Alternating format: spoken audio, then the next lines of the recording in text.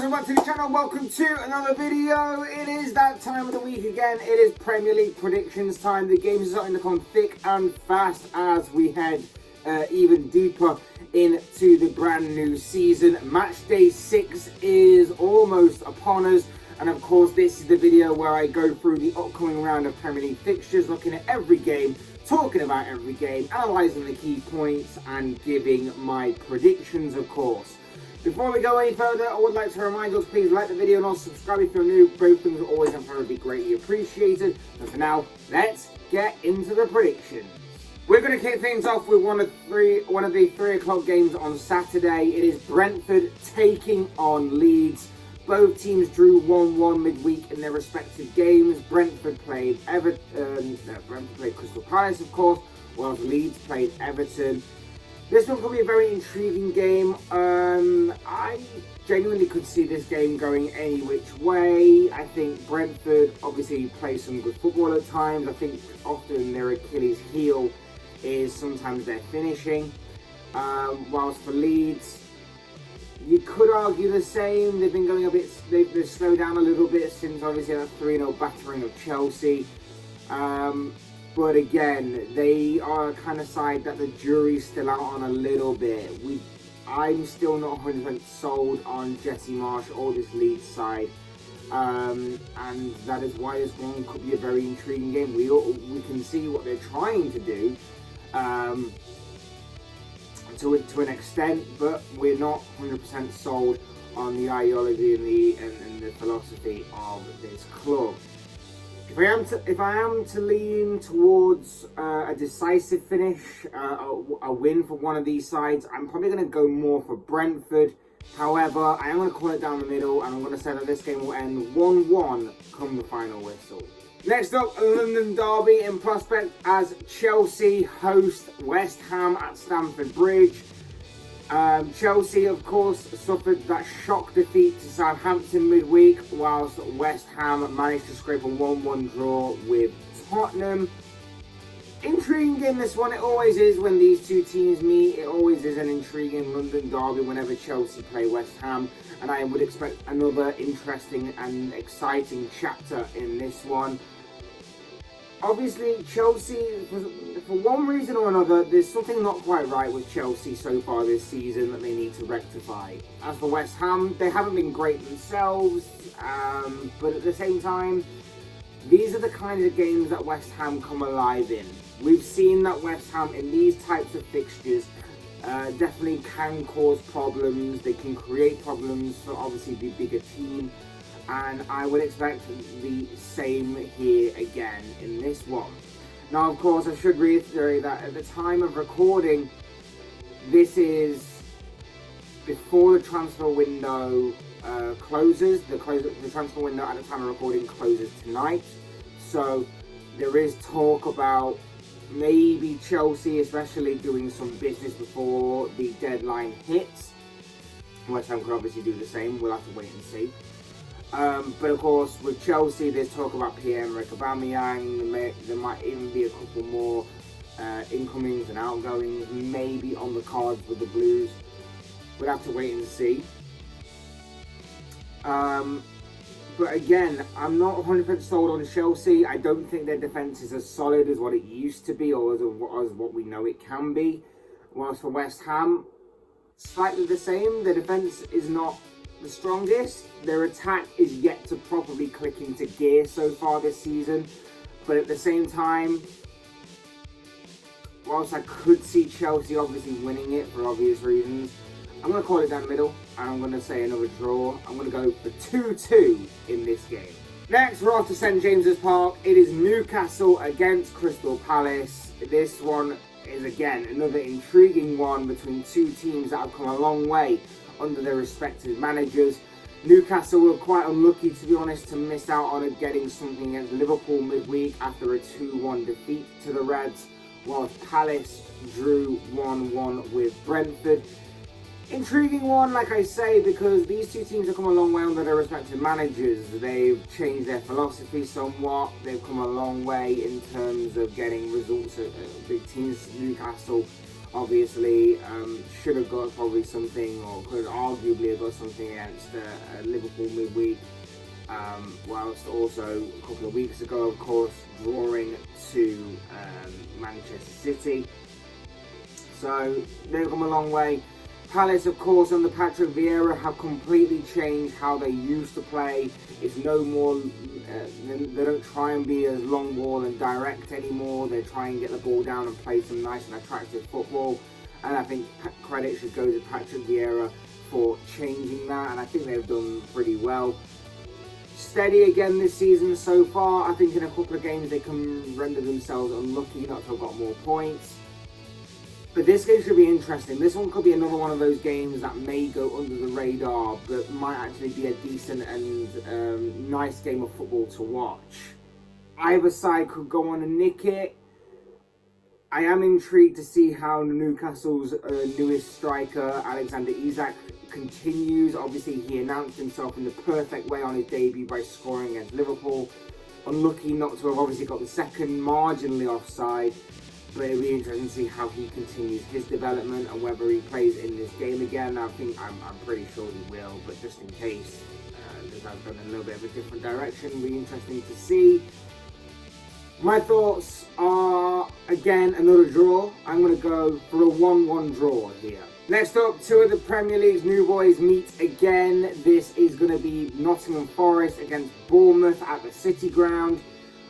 Forest obviously got completely slapped by Manchester City and Erling Haaland midweek after a 6-0 battering by the defending Premier League champions. Well, Fulham, of course, know all about what a battering is after what happened last weekend. But midweek, they did manage to stop the rot a little bit by drawing 0-0 with Wolves, and of course, entering a new era in which Scott Parker is no longer at the helm. It looks like Gary O'Neill will again be taking charge of this game as interim manager whilst they continue their search for Scott Parker's successor. Again, it's another intriguing and interesting game, this one ahead, between two sides that obviously are trying to take to life in the Premier League. Forest season won't be defined by a game to Manchester City. Yes, they got slapped up. Yes, they got absolutely put to the sword. But again, it won't be defined by that. These are the types of games that will define either team's season, in all honesty. It's about whether or not they can get the points in this one. And so far, Forest have shown me that they have the capability to do that. Bournemouth obviously beat Aston Villa, but then they've gone on a bad run. And I know they've had a really tough start to the campaign at Bournemouth. But again, there's a level of mystery because they don't have Scott Parker no more, and there's going to be an interim manager at the helm, and it's going to be interesting to see how they develop from here. And again, adding that layer of mystery does sort of make this game a little bit harder to predict. If I had to go based off just the teams I've seen, I think Forest will just about scrape it, and I think Forest will get the win, and that is why I'm going to go for a 2-1 victory to the home side. Next up, we're off to another London derby. It is Tottenham at home at the Tottenham Hotspur Stadium, taking on Fulham, who have had a pretty bright start to the campaign. Spurs dropped points midweek with a 1-1 draw against West Ham in their own London derby, whilst Fulham beat Brighton by 2-1, getting back to winning ways there. And again, it shows that Fulham are not to be taken lightly in this. Fulham have definitely surprised a few people, I think, with the way they've took back to the Premier League. Full credit to Marco Silva and everybody involved in doing that. I do still have doubts over whether they can continue this sustainability and longevity across the entire season, but we'll wait and see if I'm proven right or not. As for Tottenham, again, it was another unconvincing performance. You could say that maybe things were a little bit harsh on them midweek in terms of certain decisions, maybe. But again, they've not convinced me at all of Spurs so far this campaign, and it'll be interesting to see if they can deal with Fulham's direct approach and their physicality in this. Obviously, Tottenham have the firepower to win, but it's whether or not they can match Fulham with their aggressive kind of nature and their direct approach. And that is why I think that there could be another bit of a shock result here, and that's why I'm going to go for a draw. I'm going to say that this game will end 2-2 come the final whistle. Next up, it is Wolves against Southampton. Molineux awaits for this one. Wolves drew 0-0 midweek with Bournemouth, while Southampton obviously beat Chelsea by 2-1. Again, this one is another interesting one, simply for the reason that Wolves' approach play is good until they get to the final third. And then when they get to the final third, either their finishing is a little off or their decision making is a little off. They're kind of relying on moments a little bit right now, mainly from their midfielders. While Southampton, of course, big win on Tuesday night against Chelsea. They normally do well in those types of games where they're not expected to win. They normally do well in those. I did say in the preview before that they normally do well in the games that you don't expect them to win. They did well against Manchester United. You could argue they probably should have got at least a point from that game. They did well against Chelsea and got the 3 points in that one. It's these types of games that Southampton tend to slip up on, and although again they have the capabilities to win this game, I think Wolves might be a strong test for them, especially with Wolves being okay defensively, not to the extent that we've known them to be in the past, but okay defensively. It's just going to be about whether or not Wolves can obviously pick their moment and score a goal. I'm going to go for a draw. I'm going to say that this game will end 1-1 on the final whistle. I'm predicting a lot of draws this week. Saturday's evening fixture sees Aston Villa host Manchester City. Villa, of course, lost 2-1 to Arsenal midweek and are on a bit of a losing streak right now, while City, of course, slapped Nottingham Forest, absolutely putting them to the sword on Wednesday night by putting 6 goals past them. Look, I'll be bluntly and I'll be brutally honest. When you're on a bit of a losing streak, your defence is weak, your defence is not the best. You are conceding goals almost at will, you're conceding chances almost at will. The last thing you want is to be coming up against a in-form Manchester City side with a red-hot Erling Haaland banging form. Amongst the goals, he got 9 goals in his opening 5 games in the Premier League, which is just astonishing. I don't see any other result other than Manchester City winning this, to be perfectly honest with you. Villa's defence, for one reason or another, just isn't strong. It just isn't good enough right now. Not convincing me whatsoever. Erling Haaland is in the form of his career right now, and that's saying something considering that wherever he's gone, he's just scoring goals. He is in red hot form. There's only one winner in my opinion, and that's Manchester City, and it could be even more phenomenal that maybe, just maybe, Erling Haaland possibly gets his 3rd hat-trick in 3 games running. That would be incredible, and I think that this is a perfect opportunity to do that. So I'm going to go for a Manchester City win. I'm going to say Captain Erling Haaland fantasy football managers, and I'm going to say that Pep Guardiola side come out of this as 4-1 winners. Sunday sees Brighton taking on Leicester at the Amex Stadium. Brighton suffered their first defeat of the season on Tuesday when they lost 2-1 to Fulham. Whilst at the time of recording, obviously, Leicester are still yet to play Manchester United. That game will take place tonight. So we don't actually know the result of that one or what the aftermath could be of that. Now, I can only go on their previous results and how well they've done this season alone. So I think Brighton will get back to winning ways here. It wasn't a very good result against Fulham. I think they got taken a little bit by surprise by Fulham, as have what a few teams have obviously done this season in terms of facing the newly promoted side. But I do think that Brighton will get back to winning ways here. It's a very good fixture to have right now. Leicester are low on confidence. Of course, that could change with maybe a shock result tonight if they do beat Manchester United. But I don't really see that happening. I see more doom and gloom being heaped onto this Leicester side for this campaign so far. And I think that Brighton will put in a better shift, a better performance than what they did on Tuesday night, and I think they will get back to winning ways, which is why my prediction is going to be a 2-1 victory in favour of the Seagulls.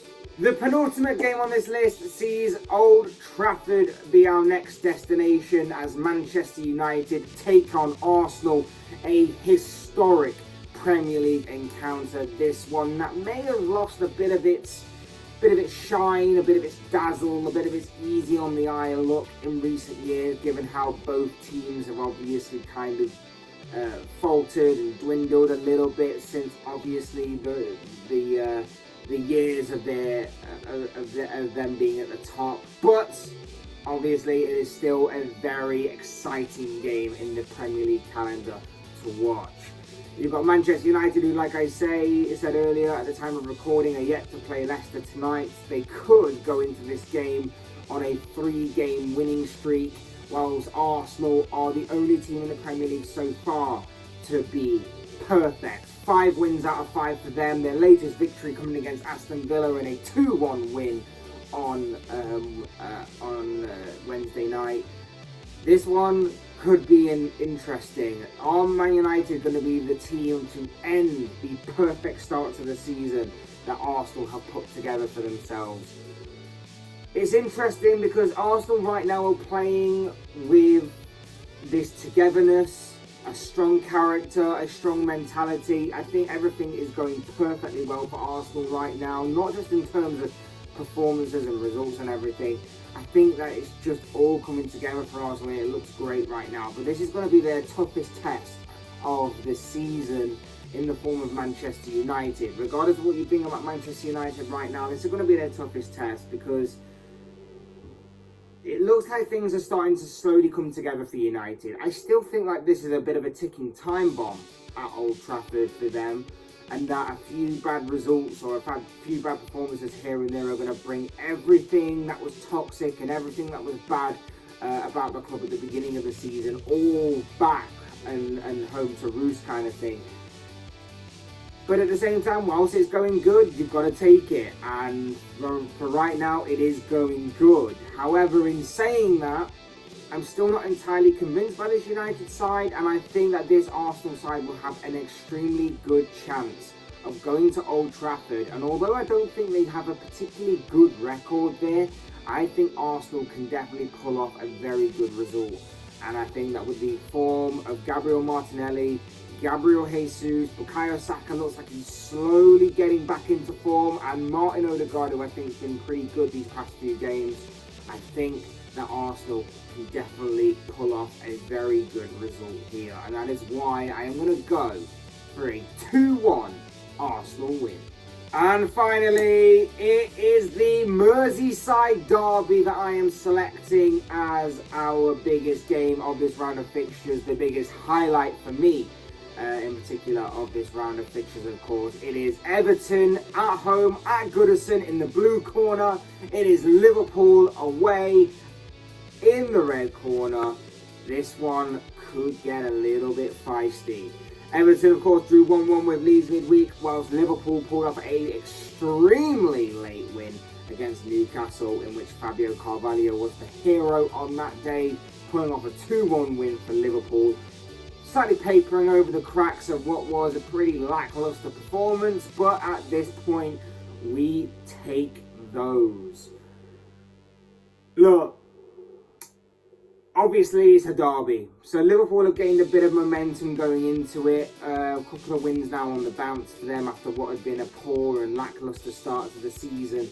But of course, as we all know with these derbies, form goes out the window. It's about who wants it more on the day. The Goodison crowd are going to be definitely up for it. It's going to be a very hostile ground when Liverpool go there on Saturday. It's just going to be about whether Liverpool can handle it or not. And they should be able to handle it. Everton's only bright light this season has been Anthony Gordon. He's been the guy to really take games by the scruff of the neck for the Toffees and try and get the Toffees over the line. Everton's defence aren't that convincing. Their build-up play at times can be okay. But I think if Liverpool go there, they're on their game, they've got their incisive passing game going. Darwin Núñez is obviously back, so he provides another option. I think that if he maybe starts Fabio Carvalho this time and Harvey Elliott maybe, I think that Liverpool's midfield will be not only exciting, but it'll be interesting to see how those two develop their kind of chemistry and their close proximity on the pitch and how they manage their partnership and everything. Liverpool should be winning this game. Liverpool definitely should be winning this game. But like I say, it is a derby. They should be cautious. They should try and manage the atmosphere at Goodison Park.